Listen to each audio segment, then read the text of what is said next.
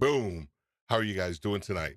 Oh my gosh, I'm looking a little tight up in here. Let me make sure I mix this camera up. That's what you can do when you're live. Welcome. Hello. I am Steve Worthy, and welcome to Retail Leadership with Steve Worthy, where we focus in on retail leaders, helping them communicate, helping them grow their audience. Excuse me, not grow their audience, actually grow their careers. They're understanding how to communicate and understanding their culture a lot better. Tonight, tonight, our conversation has been long overdue with our guest, and we are going to be speaking with Enrique Acosta Gonzalez about the five levels of leadership. And I'm telling you what, you need to make sure that you are grabbing a pen and a pencil tonight as we speak to Enrique. So, Enrique, he has served as an executive, a businessman, a veteran. He's also a board member. He's a speaker, he's a mentor, he's a coach. Over the past 20 years, Enrique has held numerous executive advisor and senior leadership positions while serving in the United States Navy. Thank you for your service, and we're going to talk about a little bit about that because we got a little thing going on, Air Force versus Navy, but we'll talk about that here in a second. But he's also the CEO of Triad Leadership Solutions, where they focus on taking leaders from success to success, because they've realized that doing well as a leader is not enough. So, without further ado, I want to welcome Mr. Enrique. How are you doing today, sir? What's going on, brother? So happy to be here with you today and share this time. Uh, it's gonna be good. Excellent, man. Excellent. Well, I gave a brief introduction, a little bit about you. But what I want you to do, in your own words, tell people a little bit about your leadership journey. Then we're going to get into these five levels and kind of help some people out with their leadership levels and understanding where they are. Yeah, my leadership journey. Well, it started with not having leaders. How about that? Or if there were people there, they were level one, and we'll be talking about that. They were level one and did not aspire to be anything greater. And so what that did was cause a lot of pain for a lot of people, primarily me. I was under the hands of I would just say a positional leader, not a leader in totality, which is really what we focus on at Triad Leadership Solutions. But because of that experience, I just chose to live a life and to learn about leadership in a way where I would never repeat that man's journey. Mhm. And so, for the sake of everybody else, because I knew how many people were in pain and going through a lot because his inept uh, and basically his just lack of trying to develop himself.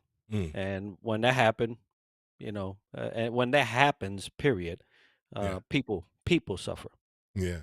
Yeah, what was your first, if you can recall, maybe it was in the Navy or maybe it was prior to that, Yeah. when you felt that tug to be a leader, or was it something that you just always naturally felt, or was it something that you kind of shied away from initially and then kind of had to develop into that? Yeah, the other day they asked me, "Hey, are leaders born or are leaders made?" Right? Yeah. And I told them both. I Yeah. told them both because I'm that kind of person that's just charismatic by nature. Yeah. I come into a room and it's kind of like you've seen them before. They come into a room and everybody just starts to smile and people start to talk and then the environment just improves just Yeah. with them being there. And I'm not, tooting my own horn. That's just the lot that God gave me. That's Mhm. that's how I've lived my life. And so it was very natural to come into any situation and quickly realize that, man, people listen to me. Yeah. Yeah. And sometimes they're waiting to listen to me. And so it was one of those things that I was born with some abilities, Mhm. some graces, I would say, to be able to corral and gather people together and be able to get them to do things, just because of me. And it was weird, but I realized that I would say when I was in high school. Mm. Mm. Junior ROTC, Air Force at that. Check Oh, that oh, out. oh, oh, oh, oh. But that's when I realized that, oh man, have something here. Yeah. Um, and then, obviously being in ROTC, I went into the Navy, and that's when I started to solidify the ingredients to make me a true leader, right? Mm. Yeah, I think I like how you answered that question around our leaders born, because the typical answer, of course, is well, yes. I think when I think about leadership, I know from my journey, it was something that I initially ran from.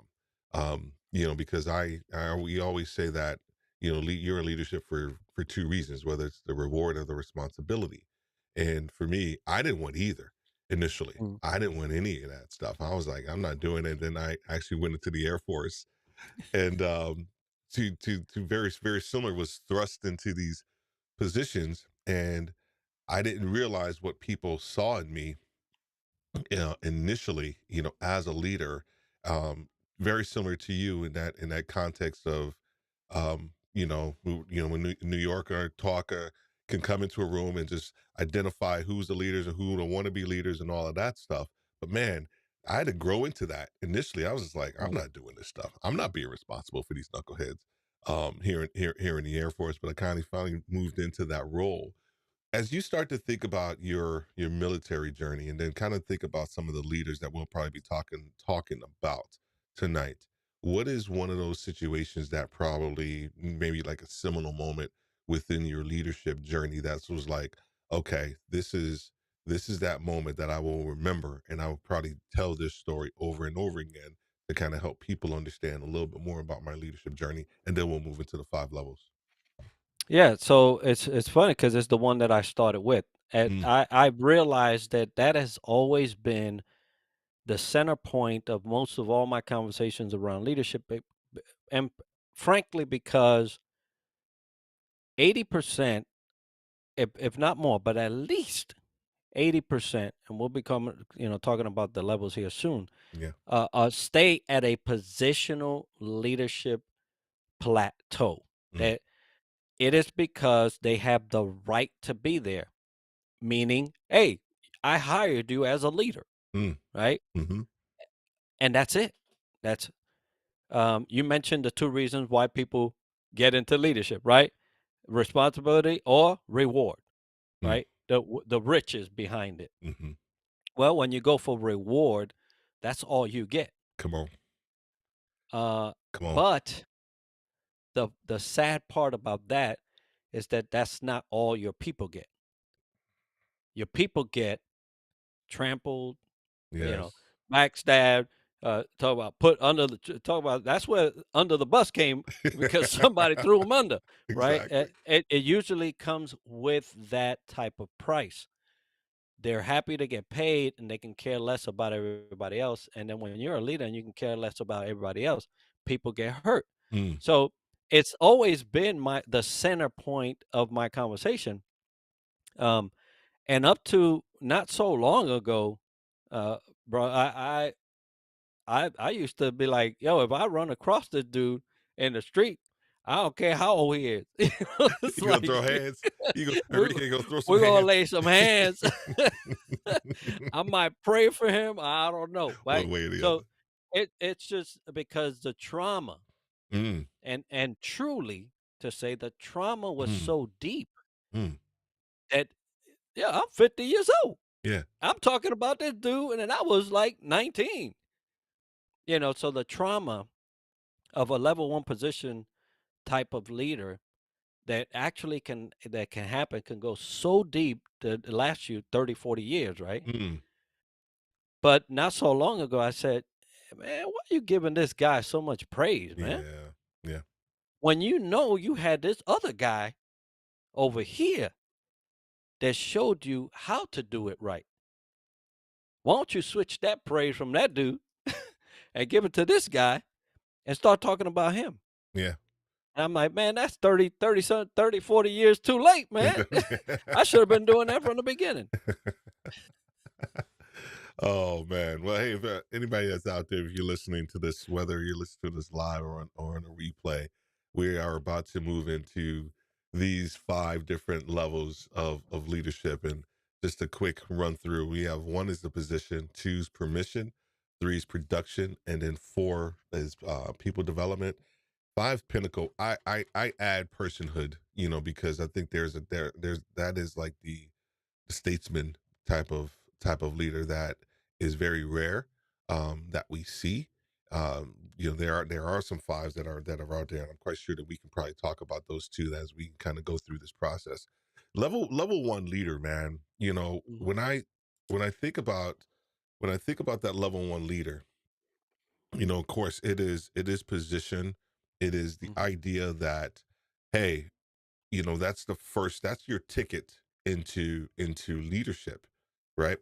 And I don't necessarily think it's almost leadership to some degree, right? We talk a lot about when we start coaching people, we talk about turning them from managers into leaders. And I think whenever you initially get that position, would you agree or would you disagree that maybe you're not a leader per se, but you are like really like managing the fact that you got this role as a leader, and you're not really a leader per se, because there's, as you well know, there's a massive difference between a manager and a leader. What are your thoughts yeah. around that? Yeah, level 1 is not a leader, right? We say level 1, and in particular to this book that we're referencing here, Yes. level 1 is strictly position, it's rights, Mm, right? People follow you because they have to. mm.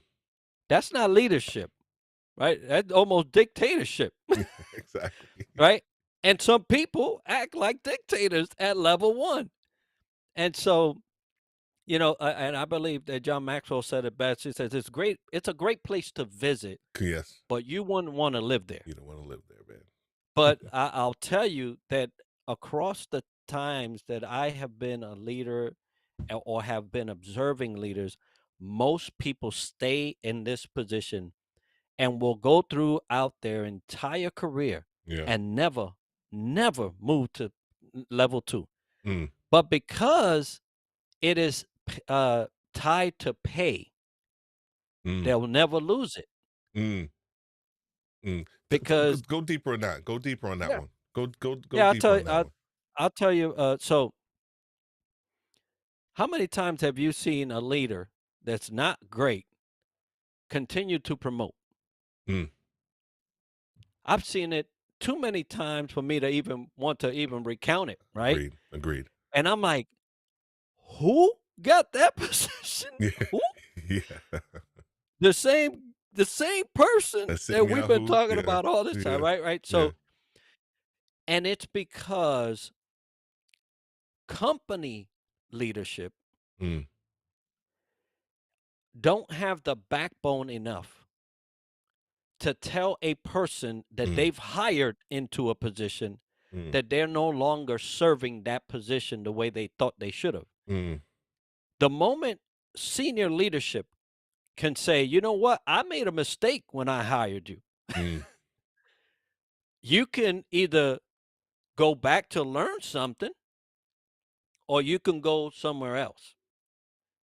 But in the best interest of our people, you no longer serve that position with the tools and the expertise that you have.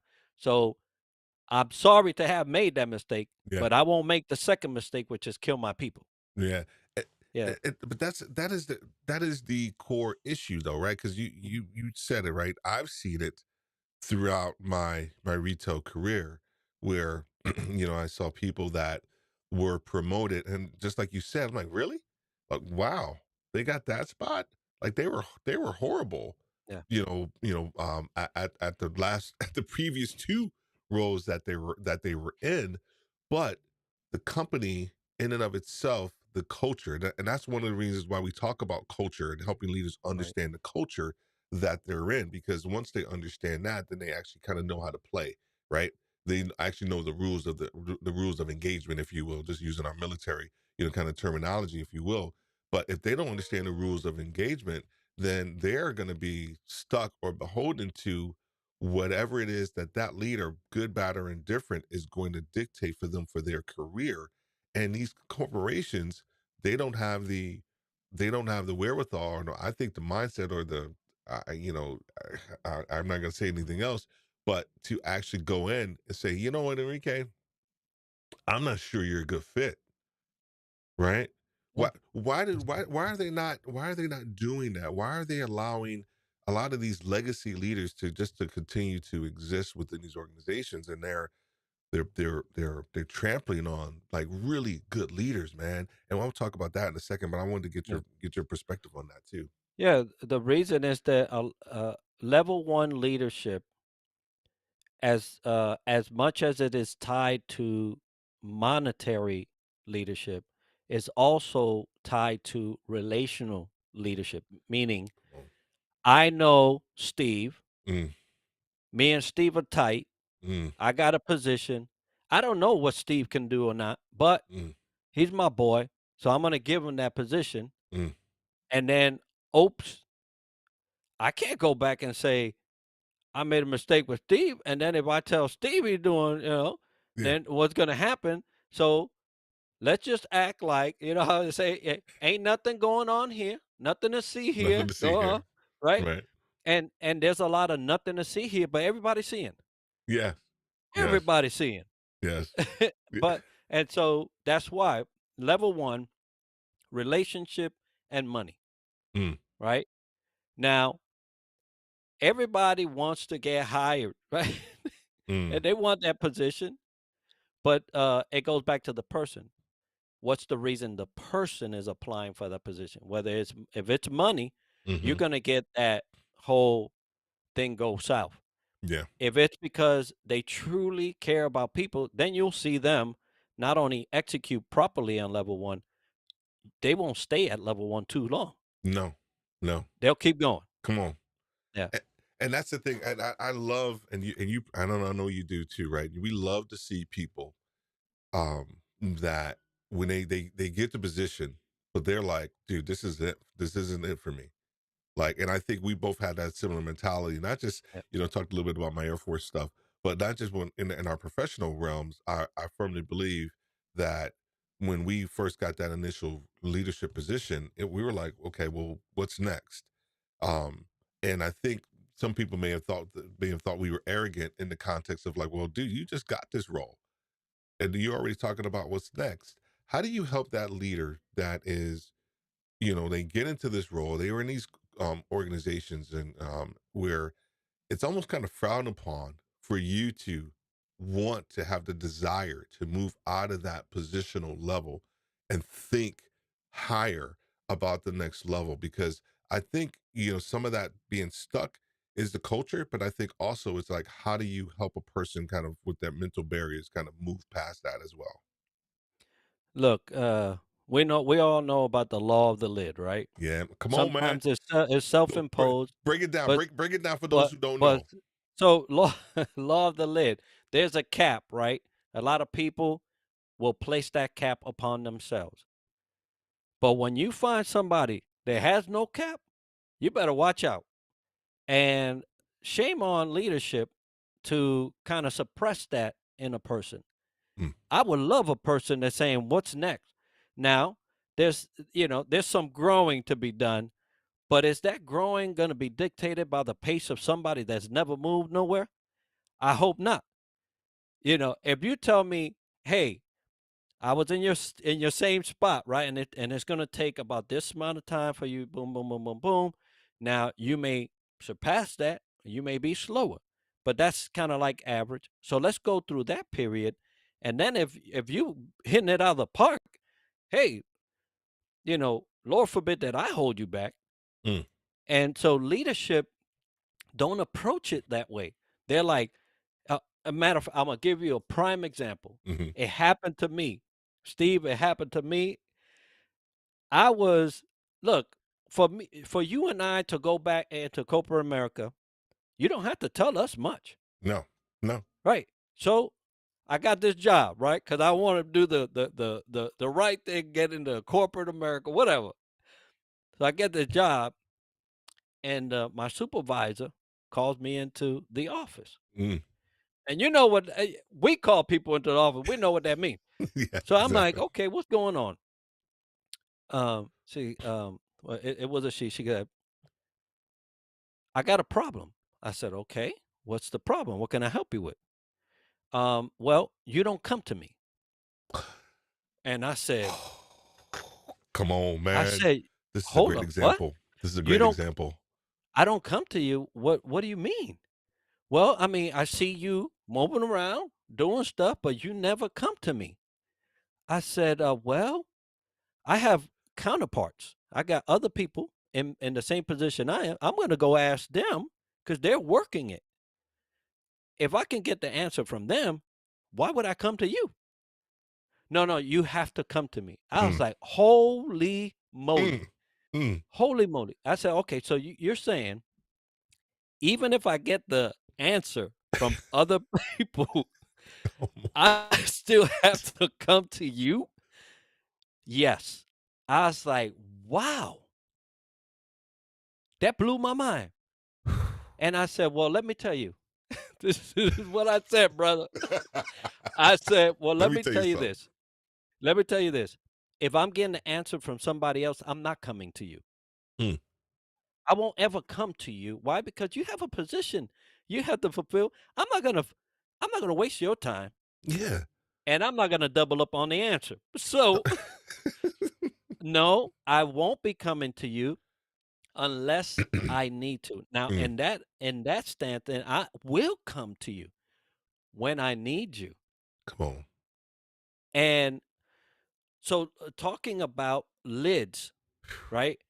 And the last comment from the individual was, "You're acting like you've been here 6 years and you've only been here 6 months."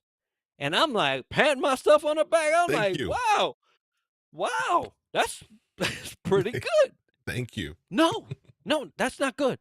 That's not good. I'm like, whoa, okay. So this individual was placing a cap on me. Yes. Yes. And so for all of you listening, Come on. if you're the type that don't have a cap, you can flourish as much as you can. Always remember, that's not the only company. Mm. Always remember, that's not the only supervisor. Go to the place that would allow you to continue to flourish uncapped. Now, I will caveat it with this. You also have to be conscious that there are other people that are watching you True. and other people that can learn from you.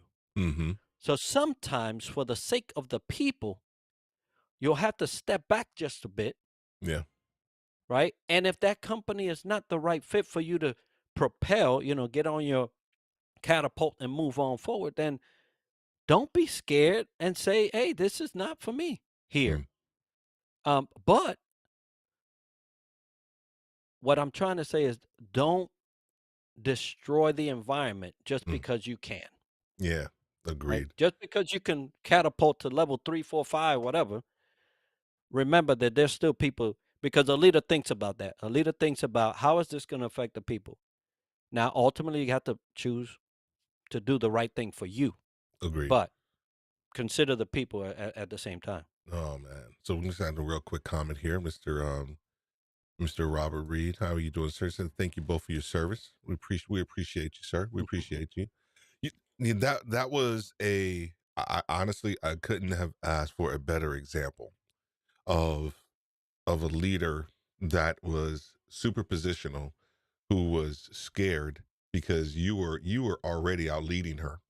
Um, because it was just natural for you, and you weren't even thinking about position. You were not leading at a positional level. You were just leading at a very natural level that was uncomfortable for her because you didn't have to go to her for answers.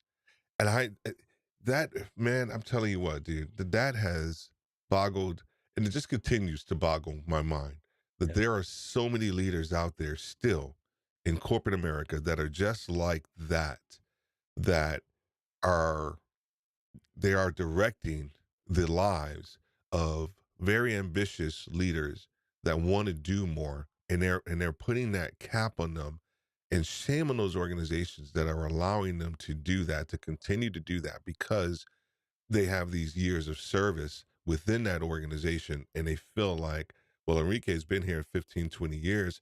You know what? Um, we're just going to allow Enrique to be, do what he needs to do. Well, hold up for a second.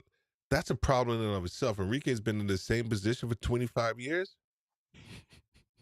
I'm just saying. I mean, right? We've seen that in organizations, and I've Yep. seen it. I've seen it so much in retail, and I'll come into a situation, and I probably have leapfrogged several people, and it is what it is.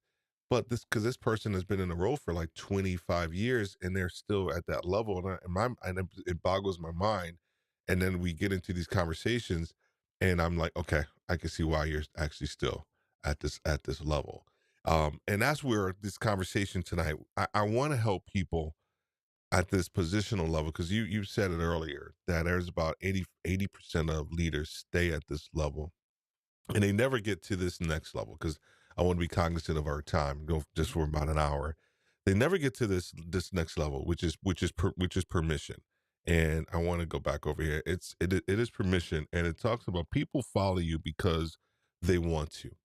Mhm. What are some of those traits that a leader at this level will exhibit for people that will want to follow you, instead of it just because they actually have to? Yeah, they consider less of themselves, Mm, than, you know, than so they consider people more than they do yeah. themselves, right? It's a relationship type of thing. Mm. And you can't truly lead people until you like people. And if you don't like people, Say you're that never gonna again. get Say to that level again. 2. Say that again. Yeah, you can't lead people until you like people.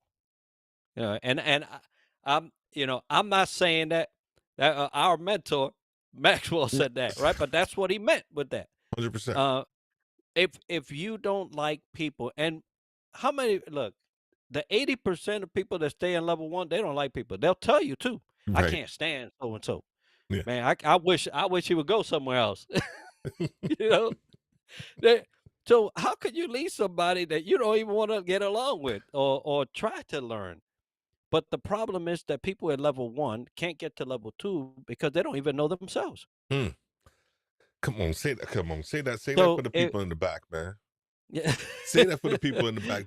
People, they can't get to level 2 because what? Because they don't even know themselves. And so if you don't know yourself, how could you get to know somebody else? And so that relationship that's required, and you mentioned in level 2, which is permission. Mhm. This is permission from the person to lead them. You have my permission to lead me. Uh, I have no leader. And when I started learning the differences between good and bad and ugly, I said, I will not give my permission for someone to lead me that can't lead themselves. Come on, man. I don't care if you in the position, Mm-mm. you won't be leading me. Now you could tell me what work I need to do, and I'm like, okay, I get that done because I'm a professional. Yeah. But you will never have my permission to lead me Yes. because I could do bad all by myself. Exactly. I don't need you. I don't need you for that. You, you just said it, and I say this to people in leadership a lot now, because I'm old, right? And I've been doing this like yourself. Well, not old, but we've been doing this leadership stuff for a while. And what happens is that when people get into a position, they honestly feel, and you are to a certain degree at a certain level, they Mm, honestly feel like you're leading people. When in actuality, people, based on who you are, what you've been able to do, how you're able to relate to them, how you're able to connect with them, they are really giving you permission to be led. Like, I don't think leaders get that. They're, oh, I got the position and I'm at the leadership role and I got all this responsibility and I'm going to lead, blah, blah, blah. No, when you really understand leadership, you are tapping into a person. They are giving you permission to, for you to lead them. And that is like a massive responsibility that I don't think a lot of leaders grasp and get, and they get so focused in on the position and then focused in on the role and the responsibilities on these other things. But like, dude, like, no, Enrique has given me permission to lead him down this path. And if I don't do right by Enrique, guess what? Enrique's gonna be like, yo, I don't know if I want to follow you anymore. And I'll pull back. And then what now people are like, well, oh, you're just being insubordinate, Enrique. Well, no, no, like the example that you gave. No, I'm not gonna come to you. I know which path I need to go. I can lead myself, and I'm gonna go down this path. The fact that you want me to come back to you, I can't do that, man. So I love the fact that you brought that up. That people give you permission to lead them. That's a great Yeah, point. yeah. I don't know how many people have had their CEO call them and thank them for allowing them to lead them. Mm, But that happened to me too. nice. And I Oh tell my you, god. I love it. I love it. I loved it, and I still love it because it's something that doesn't happen. For those of you that are CEOs out there, you better be thanking your folks Come on. for letting you lead them. And I tell you that talk about loyalty, Yes. a notch in the loyalty column, right? Come on. When you have a CEO do that. So all y'all listening, y'all might want to do that sometime. Exactly. And Mr. What's up, John? He says integrity and consistency.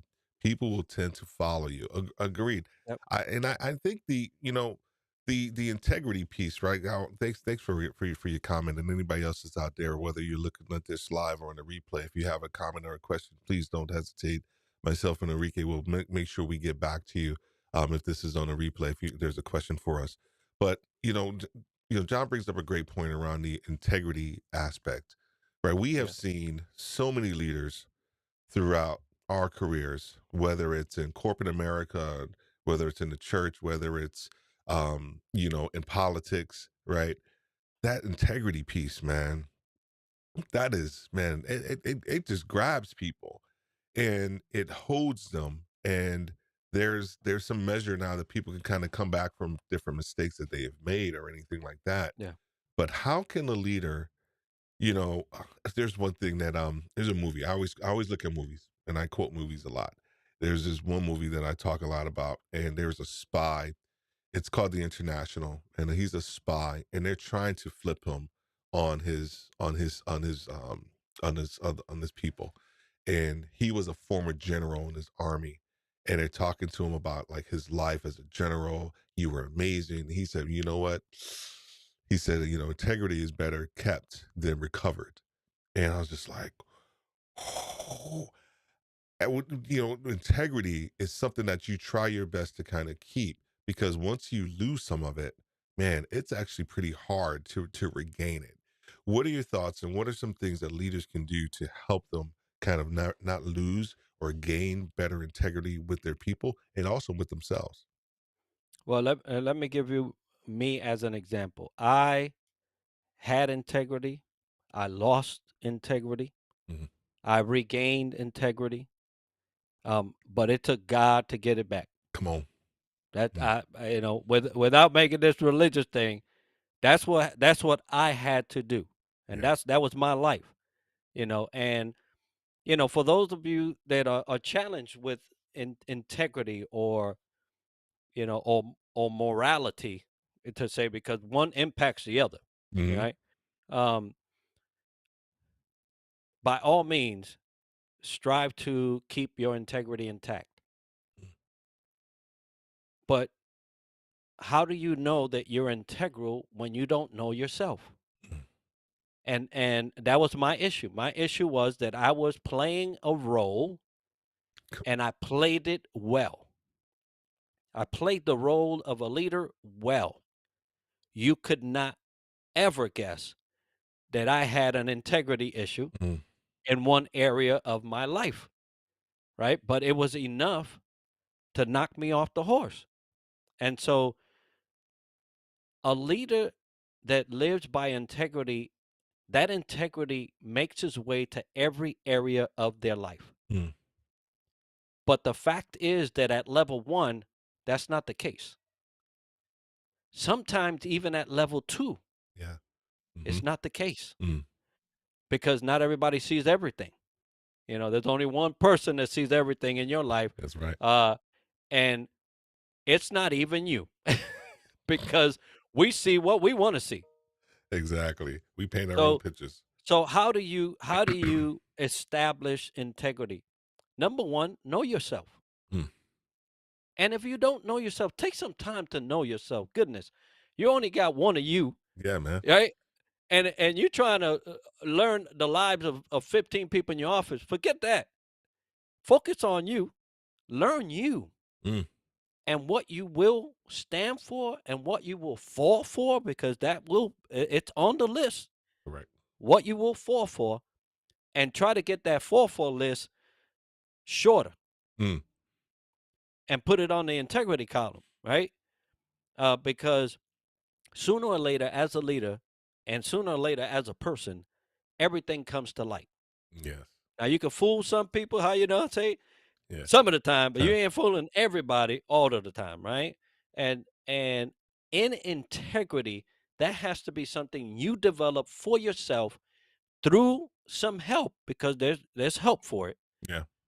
but you have to do it in you first Mm. before it can ever show up in your office with with the people allowing you to lead them, and fight for it. Mm.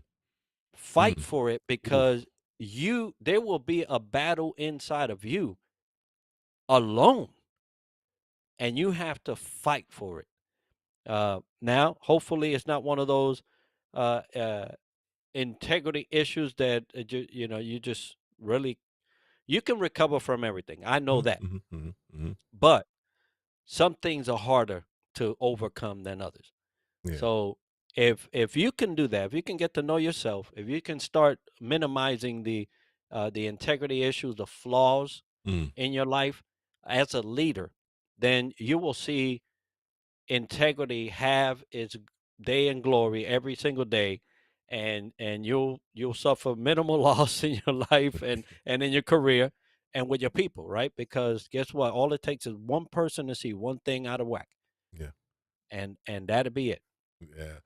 And I love, this is I'm so happy we finally got the opportunity to talk and connect, man, because there are just so many things that we see eye to eye that I just knew we didn't even discuss these things, man. But the whole idea of what you're talking about is to know yourself. And um whenever you because you coach people as well, Yeah. one of the things that the tendency when you're coaching people is that they want you to just give them the answer.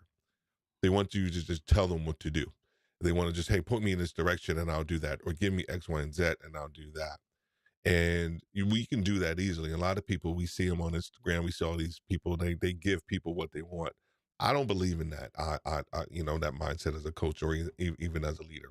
One of the first things I do is exactly what you talked about. Is the more you know yourself, the more you can say no, and people don't get that piece a lot. It's like, Yeah. well, what do you mean? What I mean by that is that when you know yourself, you can say no to certain things that kind of come across your table, right? Um, that may look good, but they're not for you, right? You may come across projects, jobs, opportunities that may be good, but if you know yourself and you know where you stand and who you are, whose you are, then you can kind of move past that stuff and say no. But I think when we start talking about integrity, a lot of times people keep saying yes, yes, yes, yes, and they don't have the bandwidth to actually, get through all those yeses or to actually give 100% with all those yeses. And that's where gaps and you start compromising and you start doing all these other things. And then now, and guess what? Now you hemmed yourself up into a situation that now you gotta move yourself out. I'm speaking from experience as well. This is why I know. This is why Enrique and I are talking, because we've experienced this ourselves where we've fallen and we've actually realized that we were probably stretching ourselves too thin and realized that we can't do that anymore. So we're just trying to help you guys and gals out understanding that. You also said this, so you didn't say it, but I kind of inferred it, and I wrote it down because I you know you talked about like when you get to like a certain level, you the higher you go, and I say this, and it could be true or not, but I think it is. The higher you go, the less feedback you receive, right? Because you're Enrique's CEO, and everybody's like, well, I don't need to give Enrique any feedback. He's good. How do leaders ask for feedback? Or how do you open yourself up to ask for feedback? Because a lot of times you feel like you're in that position, your permission, we'll get to production here in a second, but you feel like, hey man, I'm good, but you're not good. And they need somebody to give them feedback. What's some suggestions or what's something that you have done, implemented in your life that allows people to provide feedback for you? Well, you gotta want feedback. Come on. Before before you go ask for it, you gotta want it, right? And if you Thank think you. you got it all in the bag, then I guess you won't ask for it. Come on, But I'm man. the kind of person that'll give it to you without asking, right? So Yeah, yeah, if you we're get different. We're somebody like different. me, We're different. yeah, We're different, man. We can do that. but so if you're a leader and you're not getting feedback, something's broke. Something's Yeah, broke. yeah. And it's either that you have shown people you don't need feedback or you don't want feedback, Mm, or there's an element of fear in your organization. If there's an element of fear in your organization, you can forget about it. come It on. you don't you and even if you ask for it, you won't get it. So there's two things you have to first take care of. Figure out whether you want it or not. Mm, Because if you want it, you should be asking for it. And then figure out if there's an element of fear in your organization. mm, Because sometimes if that is in place, even if you ask for it, you won't get it. mm, So, what does it take for a leader or a CEO or an executive to get the feedback that they desire? You got to spend time with your people. mm, If you don't spend time with your people and go back to level 2 and build some relationship with those people where they feel safe in sharing some feedback, and you can forget about it. mm, mm. And John says, just know when you lead, broad shoulders help to carry the load. When you speak the truth, it's not always popular. Nope. 100%. And I think that's where, Enrique's talking a little bit about the fear, right? The fear idea or aspect of the culture within an organization, because a lot Right. of times there is some fear associated with providing feedback because well Enrique may jump ship and I don't want Enrique to jump ship, so I'm just going to keep patting him on his back and saying he's awesome. And it goes back to what we just talked about earlier at the very beginning with the cultures in the organizations, and they're not giving that feedback. They're just saying, okay, they're great, but there's a fear that Enrique is going to leave, um, Enrique may go over my head and say, well, Enrique said this about me. So you have to understand the culture within your organization. But I love what you said too. You got to want feedback. You got to want it. You got to want it. Number 3, real quick, as we go through, we got some time. We got time. Production. Um, People follow you because of what you have done for the organization. When you think about this level, Enrique, what are some of the things that when you think about the leader? What are some of the things that they have potentially have done for the organization where people can kind of look up and say, okay, I want to follow that person, him or her. Results, Oh, come right? on, man. So level 3 is all about production. Level 3 is all about results, making things happen. And I believe John Maxwell said, making things happen separates real leaders from wannabes. Yes, indeed. From wannabes, Come on. right? So if you can get things done, and it's usually not the leader, right? It's the people. Yep. But if you have not only taken your position, right? You've built a relationship and you're producing results. Who doesn't want that leader there? Mm, Right? Who doesn't? And the point of level 3, though, is that you're producing results because people have given you permission for you to lead them, right? Um, it comes by that, Hmm. but don't get it twisted as if you're producing the results, right? Yes. Because this is where level 3 leaders kind of go back to trying to figure out number 2 again Come on. when they start taking credit for the results, right? Those results were not by you, right? Yes. Pharaoh did not build the pyramid, but I bet he took every bit of the praise for that, right? It was on the backs of slaves and workers and handlers and all this other stuff. There was a huge operation going on, Hmm. right? And so obviously, Pharaoh, you don't say nothing about Pharaoh, Right. Right. but and that's how people feel in some organizations, right? Um, hey, the award goes to Johnny Be Good because he led his team of 25, and his team is out there in the audience, and he's like, "Hey, I want to thank everybody for lending me your back as I was climbing my way up here." Right? Because there's plenty of those, but That's it's all true. about results. People want to follow folks that can actually, get that result. In the military, there was a T-shirt, "The results, not excuses," right? Yes. Um, That's it. and and who doesn't want a person that can actually produce results? Yeah. Agreed. Yeah, Is there any danger? Is there any danger of that person at level 3 getting so caught up in the overall results, and them almost kind of staying there too at that at yeah, at that level because they're producing the results and they're like, "Hey, I'm good." yeah. There's always trouble brewing when you get enamored with your results. Mm, mm, Don't don't don't love the results. Love the process, right? Don't love the thank you. results. Love the process. Yeah. Because you're going to use that same process on the next one, and you're going to use the same process on the next one. So you could love the process and how your team gels and how everything moves so fluently, and how you don't have to ask for too much. They already kind of know, and you've orchestrated this masterpiece, and they just made it happen. Don't get enamored with the results. Yeah. I can get somebody else to produce results. Exactly. Exactly. Yeah, And I think that's a great point, right? Because you mentioned it earlier as we start talking about production and the results. And it's not so much anything that you have done per se. It's your team.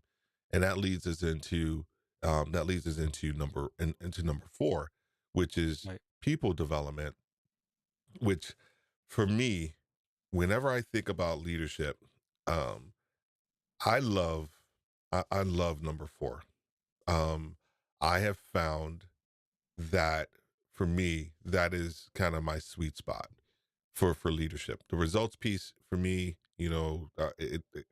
I'm a numbers guy. I'm executor. So that piece for me always came easier. The people development piece for me as a leader, when I initially started, I wasn't there. I wasn't there. I had to realize that people were the backbone. And the best piece of advice I ever received was from my boss, Jim Hogan, and I was starting to Target. And I asked him, I said, "What's the secret to my going to be the secret to my success?" This was like day 2. He said, "I need you to develop and export great talent." Develop and export great talent. And I was like, "Dude, what about like sales and numbers and stuff?" He's like, "No, develop and export great talent." And I kid you not, man, that has boded well for me throughout the rest of my career. When I'm able to develop great talent and move them on to other aspects or parts of the company, guess what? Now Enrique came for me. That is a little piece of Steve over in research and development. That's a little piece of Steve over in logistics and all these other things. When you think about personal development from your own standpoint, Enrique, and what you've had to go through, um, how has that helped you? And when did you realize that, you know what, I actually need to kind of get out of my own way and really develop people instead of it just me as a solo leader? Well, going back to the first couple of minutes of what we did, right? So that individual that I spoke about early on Mm, did none of that. Did none of that. Well, let me just say this. He did for one person, mm, right? And it was based on favoritism. So that one person benefited from whatever he could do for a person. But level four is all about reproduction, right? Helping mm, individuals mm, grow and become their own. Because people follow you because of what you have done for them. That's what level four is all about. Um, and frankly, as a leader, if you're helping individuals, leaders grow, and that extends your influence and impact. mm, So you mentioned little Steve here, little Steve there. Um, there should be no greater joy mm, for a leader than level four. It is not your position. It is not the permission. It is not the production. It is the reproduction mm, of a great leader. And this is mm. where a lot of people wish they could be. Come on. They wish Mm, they could uh, leave a legacy of great leadership behind. yeah, Not that many people get to level four. And we haven't even went to the last. I Not too know. many people get to level four. But those great leaders that uh, are truly impacting lives Mm, get to see this at least once in their lifetime, if not more, a handful of years or whatever. But people development is why you are in leadership. mm. It's you have to step your way up, but this is truly where you get the big bang for your buck. Um, I had and we'll talk about five here soon, Mhm, but mhm. I had because of the absence of that early on, Yeah. I had made it my goal to ensure that no one else felt left out. Yes. In my deciding to do that, I inadvertently became a people developer. Just because I saw it and I was like, man, that's Yeah. messed up. I, Yeah. I could have that too, but you just want to give it to this one person. Okay, all right, bet. I'm gonna develop all these jokers. Yeah.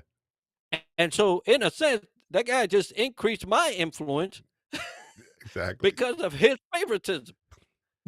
Yeah, and I truly saw the group come alive.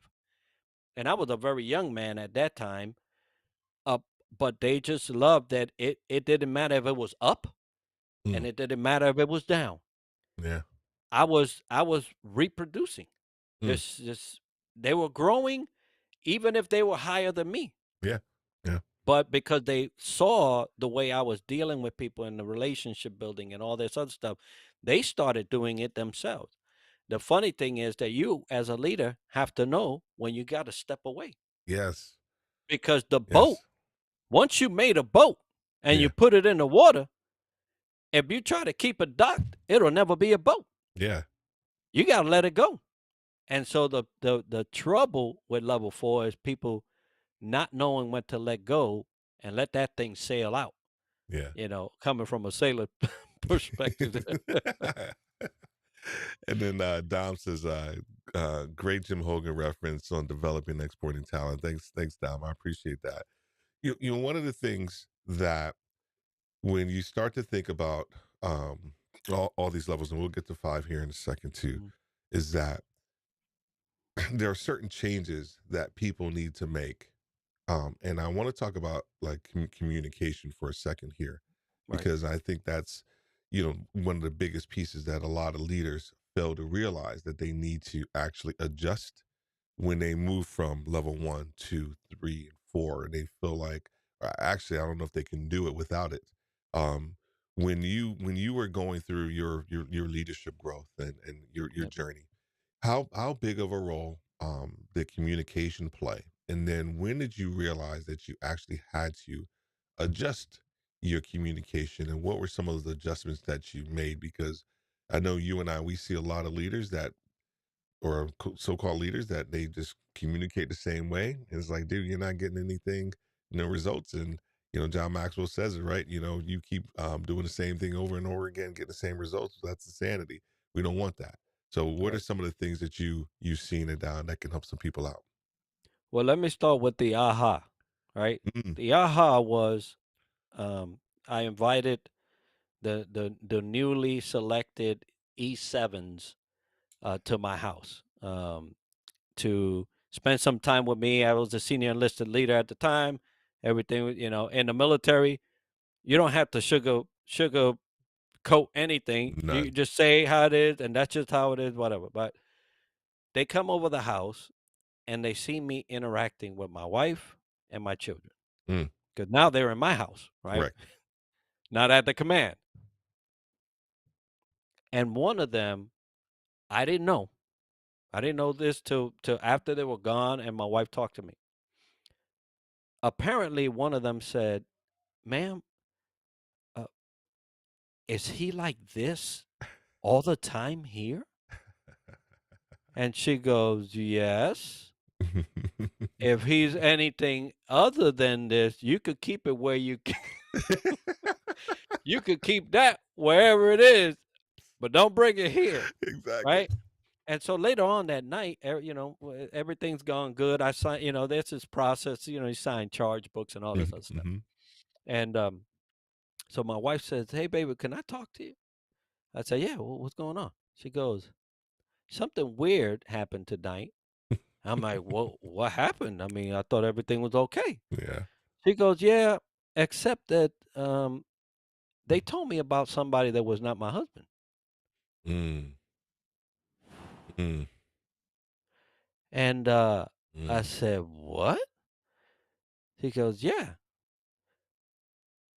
Are you different at work?" And I was like, different like what? So then she told me about the whole conversation. And I felt now, senior enlisted, I'm thinking I'm level 5. Yeah. Yeah. Yeah. Except my communication at home Mm, and my communication at work were 2 different styles and 2 different ways. mm. And when I heard that, remember I said this early, you got to know who you are. Come on. And at that moment, I said, "Bro, you don't even know who you are. Mm, 'Cause you couldn't tell your wife that you were in something different at work than you were here, but here's your people telling her yeah. that there's 2 people, Mm, the one they see every day and the one they just saw." mm. And my hairs are standing up because that hit me hard. Yeah, man. And here I am, I'm thinking I'm level 5, bro. Mm, I wasn't. I wasn't even level 4. I wasn't even level 3. mm. I had to go back and rebuild relationships Right. because of my communication. Mm, And so I chose that night that there was not going to be 2 people. mm. And so I went back and I changed my communication. Um, I was more inclusive. I made a lot of changes. Yeah. Kind of scary for a military person to Yeah. come Exactly. come come back the next week, be like, "Whoa, who's this?" But I was honest. I Mhm. say, "Yo, the other night y'all was at my house, and Mm, this is and my wife told me this, and I told him it's unacceptable. mm. It is unacceptable for you to live 2 lives and think you're the same leader. Yeah. You can't lie and be a leader. You can't." Yeah. And so that's where communication was just one of those areas that I was like, "Whoa," and it helped me for the rest of the time. And we talked about integrity, being able to recover. Yeah. Those are one of those times where I was able to recover and recover fast. Right. But it took humility, Correct. and it took openness and frankness and vulnerability, and I wasn't afraid to put that out there like that. Right. because my main concern was the development of my people, and if I was the obstacle, shame on me. Yeah.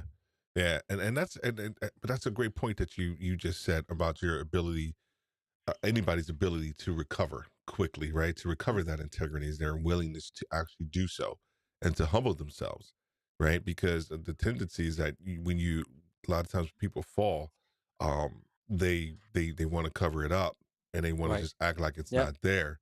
And guess what happens? It's just like a sore. It is not treated. It's going to, it's just going to fester. It's going to be under your skin and it's not going to allow you to move. And any decision and communication that you make, because you have something that's unresolved in your soul, if you will. And if you don't resolve that, then what you say and what you do, I almost felt like for me in those moments, it was tainted because I Mhm. didn't address what those, that underlying issue, that integrity issue that I had. And once I addressed it, I felt I was able to, have like almost, clean hands. And that was a Psalms 20, Psalms 52, I believe. Mhm. Lord, give me clean hands and a pure heart, right? So I can actually now speak, Right. with clarity and purpose, because before I wasn't able to do that. It's interesting that it takes those moments in our lives. When I left New York and I lived in Charlotte, I was still in the military mindset, and I was trying to talk to people like Enrique, do this or do that, da da da.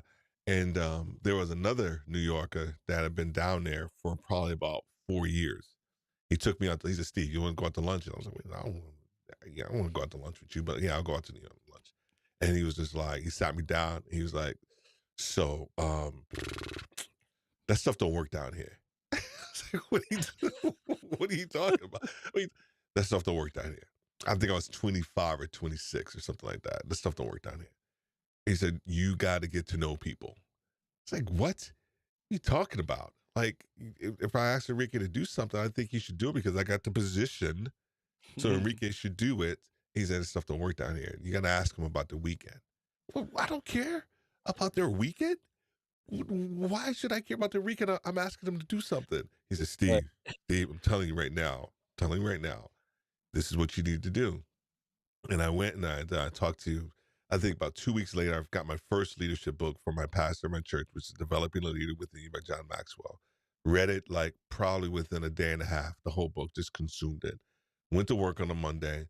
We were in a meeting, and I said, "Okay, before we get started, um, I want to ask everybody, how was your weekend?" Rike, you could have heard a pin drop. Everybody like, "Oh, no, y'all better run." You could have heard a pin drop. They were like, "Who in the hell is this guy?" Mhm. But that was a seminal moment in my life around leadership and around people development, around getting to know people and giving a little bit more of myself so that way I can actually connect with people and make that unique connection with people. We got the one and only Miss Cher Jones in the house. Miss Cher Jones in the house. Love that. Love that. You can lie and be a leader, 100%. And then Mr. John, um, I don't put people on a pedestal. I just try to be the best me. Of course you did. John, you're awesome. You're awesome. You can never know how people are behind closed doors. Yeah. Agreed. Agreed. This last level, this last level, I want to ask you for an example of somebody that you've probably either had in your career or that we've been seeing in the public, or somebody that may people may know, or may not know, because I think this last level probably deserves an example, because we can talk about the pinnacle level or personhood level all day long, but I think if we have somebody that people can relate to or you can tell a story about, that'll be great as well. Yeah, yeah, I'll tell you a story because it's stuff that happened. Um, so the level 5 is respect. People Mm, follow you because of who you are and what you represent. And it's truly the highest accomplishment, the leadership accomplishment uh, that anybody can ever get to. But it is it is not something you attain. Let me tell you that. Mm, It is something that is given. 100%. This position is not for 100%. you to attain. It is a position that is given to you. So I had a, uh, a, another sailor um, that uh, that I was talking about a certain situation, and they said,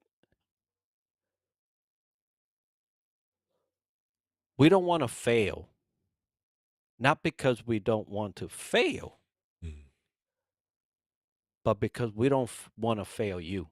yeah. That is respect. Mm, That is honor that you can never get on your own. You can do everything 1 through 4.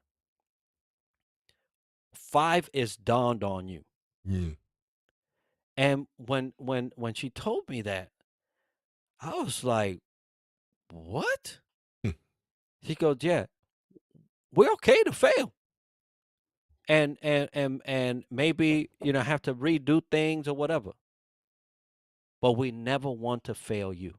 mm. Uh it is, and I feel like crying just like I did when I heard it I can, yeah, because it's so humbling yeah. that someone would not only allow you to lead them, way back in the levels, right? Mhm, mhm, Give you that permission to lead, but that they would not give themselves permissions to fail mm, for your sake. And mm, if anybody ever gets to level 5, mm, if we're talking about cherishing integrity, you better cherish level 5. mm, It does not come easy. It does not come quick. mm-mm. This is a long time coming type of thing, and but it requires someone to give it to you. Mm, And it's probably that has been the only time. Now I know other people respect me, mhm, but mhm. it has never been voiced until this time. Yeah.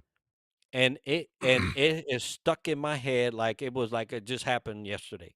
Mm, Because as a leader, you know that what you're doing at this level mhm. and what you have done has not been for you, Yeah, yeah, because you realize that it's not about you, right? It's not about you, it's about the people. And for them to even consider you yeah, to voice this, monumental. It's yeah. it's it, that's why they call it the pinnacle, right? Hmm. It this level for me, there's few people, that, if we had to go out there in the public eye, don't really know him, but would have loved to been led by him. Something like Colin Powell, would love to have just been under his Mhm. leadership. But the guy I mentioned earlier, Jim Hogan, that for me, he was a level 5 leader, um, without effort. He was, for me, when I first came on board with Target, it was one of those meetings where you have to go to corporate, and the entire company's there. I'm brand new. Um, I don't know anybody. I'm kind of just standing around like this big room. He's like, "What are you doing? What you doing?" And I'm like, "Well, I was with my team, but they're gone." He's like, "You're hanging with me the whole night." He had been with the company 25 years, and I'm trying to get through this because without crying, because he passed away about 2 years ago from cancer, and he took me around Enrique the entire night, introducing me to everybody. I had a one-on-one. Greg Steinhofer was the CEO at the time. I had a one-on-one with the CEO for 10, 15 minutes, just me. And everybody's l- around us, like looking. It's just me and Jim. And I'm just talking to the CEO. Everybody's like, who the hell is this dude?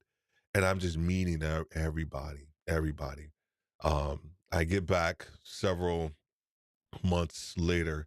He says, I need you to do a project for me. I need you to, do a overview of my whole market. He has 60 some odd stores, and I need you to give me some things that are good, bad, or indifferent about my market and have it to me by Friday. It's like, dude, don't you have people like a level above me that can do this? And he said, I want you to do it. Did it. And I would see, it wasn't probably to the second time I looked at the email, he was sending it to his boss and his boss's boss.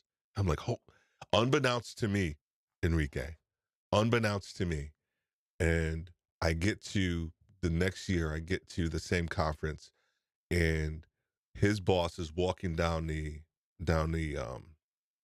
hallway, not the hallway, the conference, and I'm on the seat on the edge, and he comes up to me, or he's walking, and I say, hey, how you doing? He's I'm Steve. He's I already know who you are.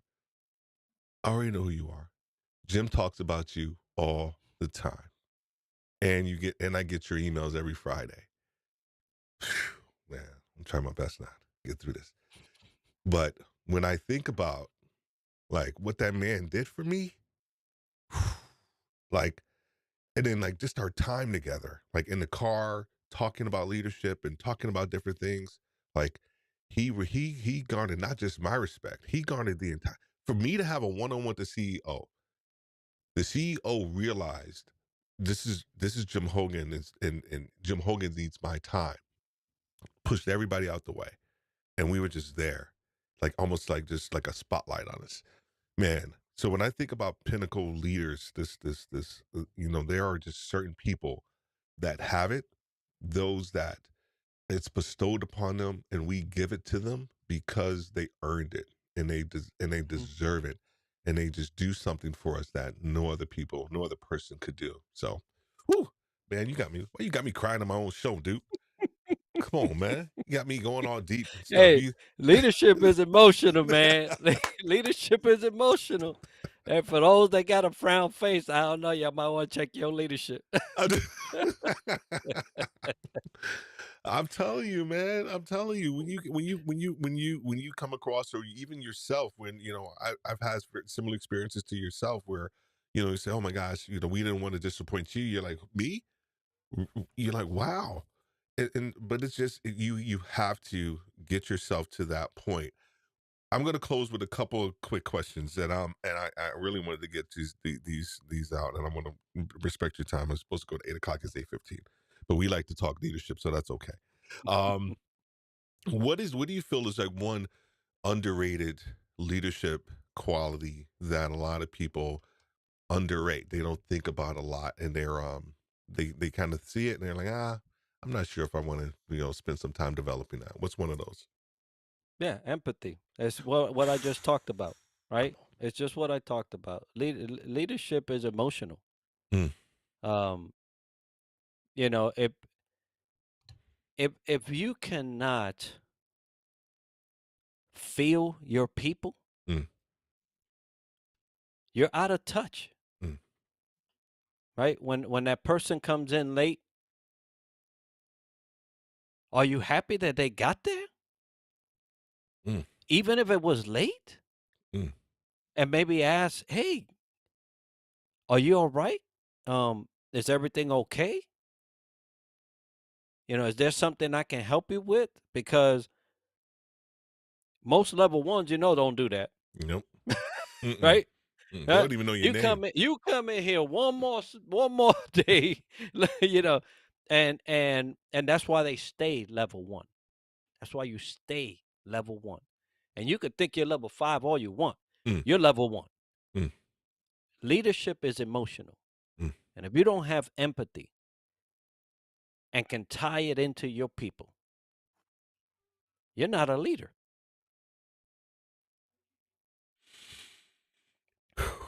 Dude, And it's underrated. it 100%, man. Yeah. 100%. It it's emotional, and people don't understand that, because you are connecting with somebody. If you do it right, you do it the way it's supposed to be done on a completely different level than you have in any other situation in your life. because you're spending so much time with this person. And to get them to buy into you and to who you are does take some time. What is one of the most overrated leadership qualities that we talk so much about, and it's overrated? There are none. you You need them all. need, I'm serious. yeah, I thought about that. There is no overrated leadership quality. yeah. You need them all. The problem is we don't have them all, Come on. right? So when you don't have them all, yeah, you're gonna like think, oh, that's overrated. Well, maybe you should try it. Yeah. You know, maybe you should try it and see how But you need every bit of help and every bit of trait and every bit of of, of unction to be a leader. Mm, I hope I hope people are not pushing some of these attributes away because they think they could be a better leader. come on, man. You need them all. That's a that is the best answer. That is the best answer. And then John says, my wife always says empathy was something she wanted to instill in her son. And as a teacher, she says kids lack it. Good. Mhm. Yeah. This is such a great conversation. Thank you, Sherry Jones. Thank you, Sherry Jones. Appreciate you. What is this the last one? I'll let you out on this one. Yeah. What's one of the most misunderstood things about being a leader or about leadership? The most misunderstood thing is that we think the leaders know themselves. Mm, We actually think that they know themselves. Um, Give me 5 minutes with somebody, and I'll tell you who that they don't know themselves. mm, You know, uh, and it's one of those things we take for granted, right? Now that you know level 1 through 5, you'll know how to identify somebody that's living all the time on level 1, mm. and you'll know to identify whether they even stepped into 2 or not because it actually requires you. Yes. And so we always think that people come into leadership full round, how we like to say in the military, that they come in, with the full package. Yeah. Now you know level 1 through 5, you'll be able to pick it out real quick who got it and who don't. That's right. But that they come, full round is one of the things that we just get wrong. That's a great point. So, Mr. Enrique, how can people get in contact with you? Where can they connect with you at? Yeah, LinkedIn is our platform. That's where I stay. I do have other ones for Triad Leadership Solutions, but that's if you want to get in touch with me, LinkedIn is where you'll find me. Or you could just go to our website, triadleadershipsolutions.com. But you'll get a better chance of getting me on LinkedIn. Excellent, man. And then we will see each other very soon again in Orlando. That's right. In less than a month. Less than a month. I'm looking forward to it, man. Stay behind the green screen for a second while I close this out, man. All right, brother. All right. Woo wee. Man, oh man. Man, oh man. Level 5 levels of leadership. Number 1, position. 2, permission. 3, production. 4, people development. And then 5, we called it pinnacle. Um, as Enrique said, as you kind of think about where you are in your current leadership journey, it's important to understand where you are. But I think it's more important to understand who you are, right? And if you want to go to another level, understand whose you are. Because as you start to think about your journey, this leadership thing is not about you. Please understand that.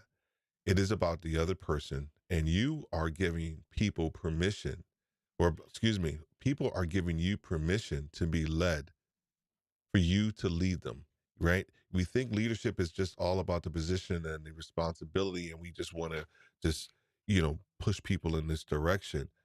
You have to earn the right to lead people. So understand that.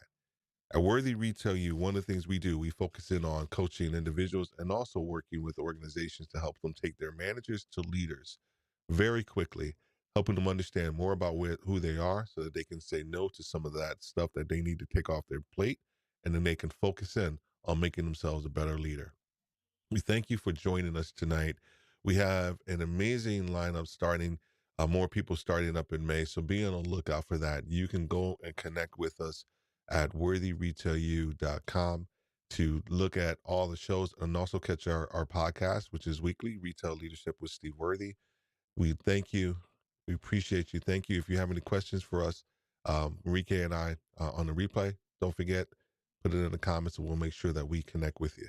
Have a great night and God bless.